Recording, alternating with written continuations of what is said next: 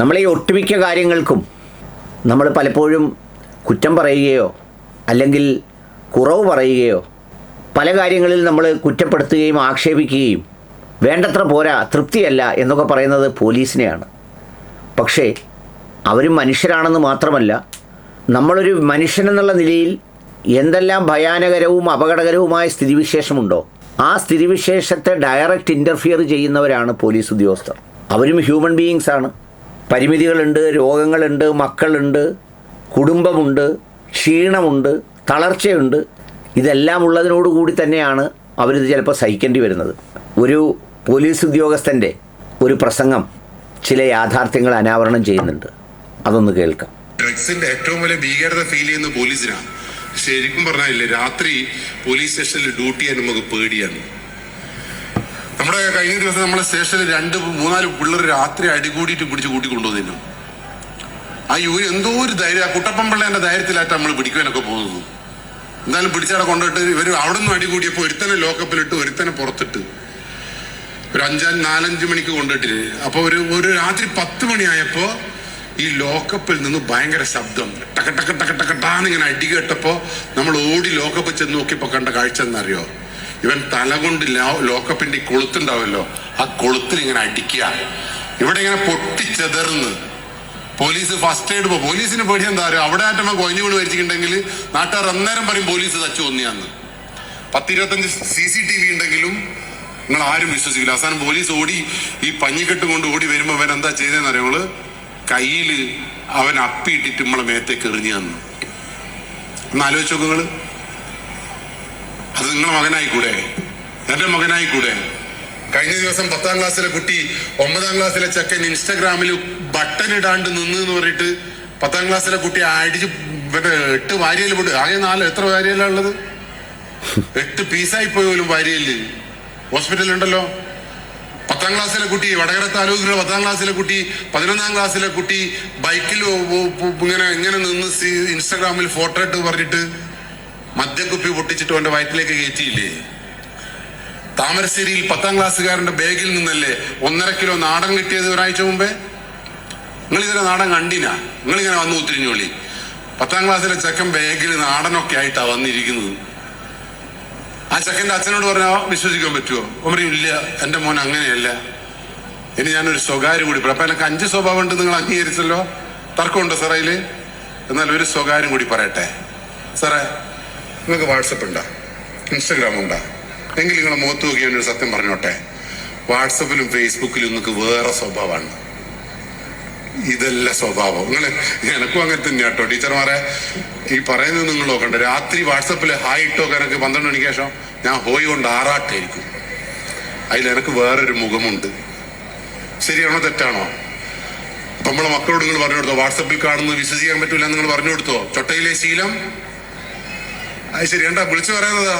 എന്നിട്ട് ഇൻസ്റ്റാഗ്രാം ഈ ലോകത്ത് ഏറ്റവും ഫ്രോഡായിട്ടുള്ള സോഷ്യൽ മീഡിയയുടെ പേര് ഇൻസ്റ്റാഗ്രാം എന്നാ. നമുക്ക് വരുന്ന പരാതിയിൽ 99%ഉം ഇൻസ്റ്റാഗ്രാം. എന്നിട്ട് പല അമ്മമാർ പറയും ഓക്ക് 2 ഉണ്ട് ഇൻസ്റ്റ. നിനക്ക് എന്തെന്നാ ചെയ്യണം? എനിക്ക് നമുക്കല്ലേ ശരിക്കും എന്റെ മുടിയെല്ലാം കൊഴിഞ്ഞു നീറ്റാ പറത്താനം കെട്ടിട്ടാട്ടോ. എനിക്ക് ഒരു കാര്യം കൂടി. കഴിഞ്ഞ ദിവസം എന്റെ സ്റ്റേഷനിൽ 9ാം ക്ലാസ്സിലെ കുട്ടി, 9ാം ക്ലാസ്സിലെ പെൺകുട്ടി ഇൻസ്റ്റാഗ്രാമിലൂടെ പരിചയപ്പെട്ട 7ാം ക്ലാസ് മുതൽ പരിചയപ്പെട്ട ചങ്ങായിന്റെ കൂടെ ഒന്നോടിയാ പോട്ടേനു. ആ കുട്ടി കൊണ്ടുവന്ന 6 കുട്ടികളുടെ കൂടെ കേരളത്തിന്റെ വിവിധ ഭാഗങ്ങളിൽ കൊണ്ടുപോയി പീഡിപ്പിക്കപ്പെട്ടില്ലേ? ആ പെൺകുട്ടിയെ കൂട്ടിക്കൊണ്ടുവന്ന് പോക്സോ. എന്നാൽ ഈ 18 വയസ്സ് വരെയുള്ള കുട്ടികളോട് നിങ്ങൾ പറയണ്ടേ, അവളുടെ ഇഷ്ടപ്രകാരമാണെങ്കിലും അവളുടെ ഇഷ്ടപ്രകാരമല്ല എങ്കിലും അവൾക്ക് വേദനിപ്പിക്കുന്ന എന്തെങ്കിലും പ്രവൃത്തി ഉണ്ട് എങ്കിൽ പോക്സോ നിയമപ്രകാരം ഉള്ളു പോകുന്നു. ആൺകുട്ടീനെ പഠിപ്പിക്കണ്ടേ? നിങ്ങൾ പഠിപ്പിച്ചു? നിങ്ങള് അവിടെയാണ് വിഷയം. അല്ല മാഡം, നിങ്ങൾ ഇതുവരെ പീഡിപ്പിക്കപ്പെട്ടിട്ടുണ്ടാ? ഇല്ല. ശരി, എന്നിട്ട് നമ്മൾ ഈ ക്ലാസ് എടുക്കുന്നത്. പീഡനത്തിന് ലോകത്തിൽ ഏറ്റവും ശക്തമായ നിയമമുള്ള നാട് നമ്മൾ ഇന്ത്യ. അറിയോ നിങ്ങള്? അതിന് പീഡനം എന്താ നിങ്ങൾക്ക് ഇരിനോ? നിങ്ങൾ ഞാൻ ചിരിച്ചേ? എനിക്ക് മനസ്സിലായി ഇവലെ പീഡനം എന്ന് പറഞ്ഞാൽ ഇവലെന്തോ വിചാരിച്ചു. ഞാനില്ലേ ഈ മാഡം വിചാരിക്കേണ്ട മുന്നിൽ ഇരിക്കേണ്ടേനും പണ്ടാരം. ഞാൻ നിങ്ങളിപ്പം പീഡിപ്പിച്ച് കാണിച്ചു തരാം. നിങ്ങളൊന്ന് പീഡിപ്പിച്ചോട്ടെ സാർ, ഞാൻ അവരൊന്ന് പീഡിപ്പിച്ചോട്ടെ. കുറച്ചാള് വീഡിയോ എടുക്കേണ്ട പരിപാടിയാണ്. എന്തായാലും പീഡനം എന്ന് പറഞ്ഞാൽ നിങ്ങൾ വിചാരിക്കുന്ന പീഡനം. നിങ്ങൾ പീഡിപ്പിച്ചു എന്ന് എൻ്റെ പേര് പരാതി കൊടുത്താൽ ഞാൻ 15 കൊല്ലം ജയിലിൽ പോകും. അത്രയേറെ ശക്തമായ വേറൊരു നിയമമുള്ള രാജ്യമുണ്ടോ ഇവിടുത്തെ ആർക്കെങ്കിലും ബോധമുണ്ട്? എന്നിട്ട് ഇവര് പീഡനത്തിന് ഇതുവരെ പരാതി കൊടുത്തില്ല. അതിന് പീഡനം എന്താ നിങ്ങൾക്ക് തിരിയണ്ടേ? ചൊട്ടയിലെ ശീലം. അങ്ങനെയാണെങ്കിൽ 3 വയസ്സുള്ള കുട്ടിയോട് പറഞ്ഞു കൊടുക്കണം എന്താ പീഡനം, എന്താണ് ലഹരി, എന്താണ് ഇതിന്റെ ഇമ്പാക്ട്. നിങ്ങള് സിഗരറ്റിനേക്കാൾ നമ്മള് ഇലക്ട്രിസിറ്റിയെ പേടിക്കുന്നത് പോലെ, തീയെ പേടിക്കുന്നത് പോലെ, എലിവിഷത്തെ പേടിക്കുന്നത് പോലെ ഇതൊക്കെ പേടിപ്പിക്കണമെങ്കിൽ ചൊട്ടയിൽ തന്നെ ശീലിപ്പിക്കണം. ഞാനിത് നിങ്ങളെ പീഡിപ്പിക്കുന്നുണ്ടോ? ഈ കണ്ണിലേക്കൊന്ന് നോക്കിവിടെ, ഈ വിരൽ ഇങ്ങനെ ആക്കിയണ്ട. ഈ വിരൽ ഇങ്ങനെ ആക്കുമ്പോ നിങ്ങൾക്ക് ഇഷ്ടപ്പെട്ടിട്ടില്ല എങ്കിൽ അതൊരു പീഡനമാണ്. എൻ്റെ പേര് കേസ് കൊടുക്കാം. ഞാൻ 5 കൊല്ലം ജയിലില്ല. ഇത് ഇഷ്ടപ്പെട്ടിട്ടില്ല എങ്കിൽ നിങ്ങൾ ജയിലിൽ പോട്. ഇനി 14 സെക്കൻഡ് ഞാൻ നിങ്ങളെ കണ്ണിലേക്ക് ഇങ്ങനെ തുറിച്ചു നോക്കിയാൽ നിങ്ങൾക്ക് ഇഷ്ടപ്പെട്ടിട്ടില്ല എങ്കിൽ പരാതി കൊടുത്താൽ ഞാൻ ജയിലിൽ പോകും. ഇത്രയേറെ ശക്തമായ നിയമമുള്ള നാട്ടിലാണ് സകലവന്മാരും പീഡനമായിട്ട് നടക്കുന്നത്. ഇപ്പോൾ അതിന്റെ അർത്ഥം എന്താ? നമ്മുടെ ചെറുപ്പത്തിലെ കുട്ടീനെ അതുകൊണ്ടാണ് സ്വീഡനിലും ഫിൻലാൻഡിലും നോർവേയിലും അവിടെയൊന്നും ഈ പരാതി ഒന്നും നിങ്ങൾ കേൾക്കാത്തത്. അവിടെ പ്രിയ ഞാൻ ഇതേപോലെ തന്നെയാണ് നമ്മൾ സെക്സിനെ കുറിച്ച്, സെക്സിന്റെ ഒരു ഭാഗം അതും കൂടി പറയുമ്പോൾ നിങ്ങൾക്ക് മനസ്സിലാവും. ഈ കാറ്റഗറി 2 തരത്തിലാണ് കേട്ടാ. ഇത് ആൺകുട്ടികൾ ഉപയോഗിക്കുമ്പോൾ നമ്മള് ആഭ്യന്തരമന്ത്രി തന്നെ പറഞ്ഞല്ലോ, കേരളത്തിൽ ഇത് ഏറ്റവും കൂടുതൽ ഉപയോഗിക്കുന്ന ആരാന്ന് അദ്ദേഹം പറഞ്ഞത്. അദ്ദേഹത്തിന് കണക്കില്ലാണ്ട് പറയാൻ പറ്റുമോ? കേരളത്തിൽ ഏറ്റവും കൂടുതൽ ഉപയോഗിച്ച് നശിച്ചു പോയത് പെൺകുട്ടികളാണ്. അതാ ഞാൻ നേരത്തെ പറഞ്ഞ ഒരു മനുഷ്യന് 7 സ്വഭാവമുണ്ട് എന്ന്. എനിക്കുണ്ട് 7 അല്ല കേട്ടോ, അതിലും കൂടുതലുണ്ട്. അതിന് ആദ്യം എന്താ ചെയ്യണമെന്നോ സാർ? ഞാൻ പറഞ്ഞില്ലേ 18 വയസ്സൊരു അന്തം വിട്ടിയാന്ന്. സാറിന് മക്കളുണ്ടാ? എത്ര വയസ്സ്? 3. ഇപ്പം പിടിച്ചോളി, അതിനെ കിട്ടും. പക്ഷെ എന്റെ ഭാര്യയോട് ഞാൻ പറഞ്ഞു ഇപ്പം പിടിക്ക് എന്നെ പോള് പറഞ്ഞാൽ അറിയാം, ഇപ്പം പറക്കട്ടെ.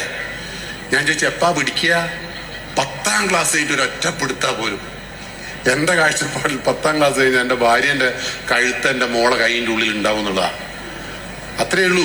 പക്ഷെ അത് മനസ്സിലാക്കാനുള്ള വിവേകം ഇവിടുത്തെ പാരന്റ്സിനില്ല. സിമ്പിളായിട്ട് ഞാൻ പറയാം, നിങ്ങൾക്ക് മക്കളുണ്ടാ? എത്ര വയസ്സ്? 9. ഓന്റെ സ്വഭാവം തിരിഞ്ഞു നിങ്ങൾക്ക്. പക്ഷെ ഓൻ നിങ്ങളെ സ്വഭാവം തിരിഞ്ഞു. അതിന് നിങ്ങളെ മക്കളെ സ്വഭാവം മനസ്സിലാക്കണമെങ്കിൽ എന്ത് ചെയ്യണമെന്ന് സാർ? ഓന്റെ ബാപ്പേന്റെ സ്വഭാവം ഓന് ഉണ്ടാവില്ല. ഒരു 3 വയസ്സരല്ലേ ഉണ്ടാവും. ഉപ്പാപ്പേന്റെ സ്വഭാവം തീരെ ഉണ്ടാവില്ല. തറവാടിന്റെ തനിക്കോണോ ഓനും ഉണ്ടാവില്ല. ഒരു ഗുണം ഉണ്ടാവില്ല. നിങ്ങൾ 9ാം ക്ലാസ്സുകാരന്റെ സ്വഭാവം, നിങ്ങളെ മക്കളുടെ സ്വഭാവം അച്ഛന്റെയും അമ്മേന്റെയും ഉപ്പേന്റെയും ഉമ്മേന്റെയും ടീച്ചറെ ഒന്നുമല്ല, അവൻ കൂടെ നടക്കുന്നവന്റെ സ്വഭാവമാണ്. നിങ്ങളെ മക്കളിലെ കള്ളും കഞ്ചാവും വലിക്കുന്ന 2 കുട്ടികളുടെ കൂടിയാണ് നടക്കുന്നതെങ്കിൽ ഓൻ 14ാമത്തെ ദിവസം ഓൻ കള്ളും കഞ്ചാവും ഉപയോഗിക്കും. അതുകൊണ്ട് കള്ളും കഞ്ചാവും അവിടെ നിൽക്കട്ടെ.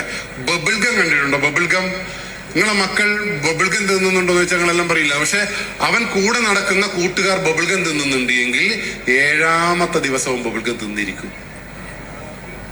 പക്ഷെ നമ്മൾ പലപ്പോഴും പറയും, നിങ്ങൾ പോലീസിനോട് അല്ലെങ്കിൽ പറയാം എന്താ, എന്റെ മോൻ തിന്നില്ല, അവന്റെ ഉപ്പ തിന്നുന്നില്ല, ഉപ്പാപ്പ തീരെ കണ്ടിട്ടില്ല, തറവാട്ടിൽ ആരും ബബിൾഗം തിന്നുന്നില്ല. തറവാട് കുട്ടിക്ക് വിഷയമല്ല. കുട്ടിക്ക് വിഷയം പറഞ്ഞോ അവന്റെ ഫ്രണ്ട്സാണ്. ശരിയാണോ തെറ്റാണോ?